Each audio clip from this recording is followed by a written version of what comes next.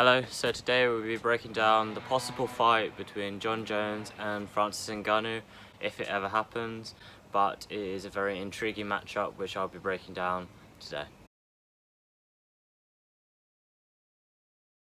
So first thing to talk about is physique. Jon Jones usually weighs in at 205 pounds, of course, because he fights at the light heavyweight division. However, he probably weighs around 230. However, Francis Ngannou is a huge heavyweight who weighed in at 261.5 in his last fight and is 6'4", so he's a tall guy with a reach of 83 inches compared to Jon Jones's reach of 84 inches, matching the same height at 6'4".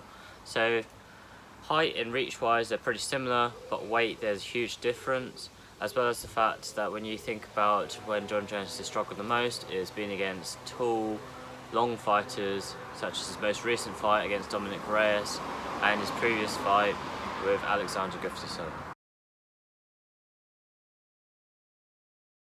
Next thing I'm going to talk about is wrestling. Francis Ngannou has a 71% takedown defense, opposed to Jon Jones's 46.5% takedown accuracy. This means that it's unlikely that Jon Jones will be able to take Ngannou down in the earlier rounds, also considering the size difference. This can be seen with Francis Ngannou fighting Curtis Blaydes twice, who's a good wrestler, and also Cain Velasquez, who of course is another good wrestler.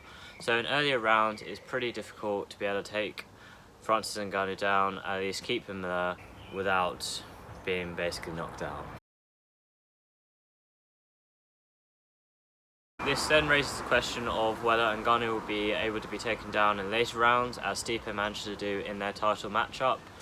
In all 10 of Francis's wins, however, they've all come within the first and second round, 8 of them being within the first round and only 1 of them being a submission, so the rest of them being KOs.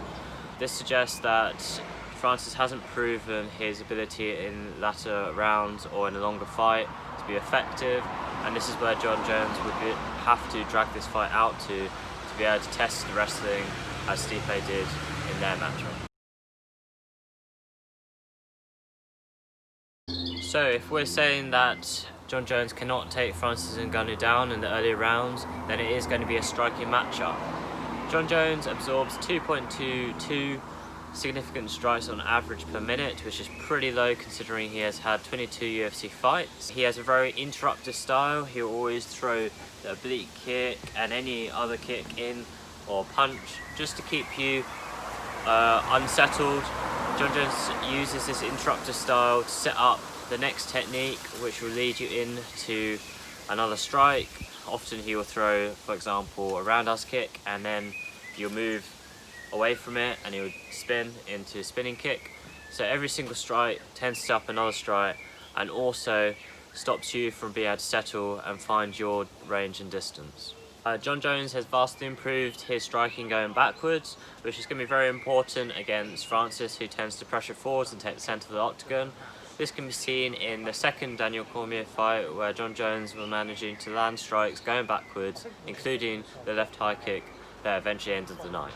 When talking about Francis's striking, we have to remember that Francis Ngannou, who only started training in MMA since 2013, which is just 7 years now, which is not a very long time.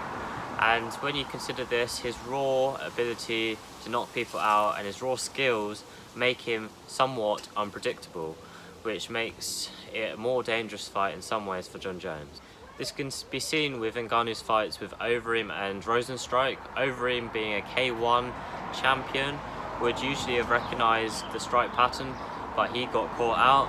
And Rosenstrike, who's had 85 kickboxing fights, also got caught out.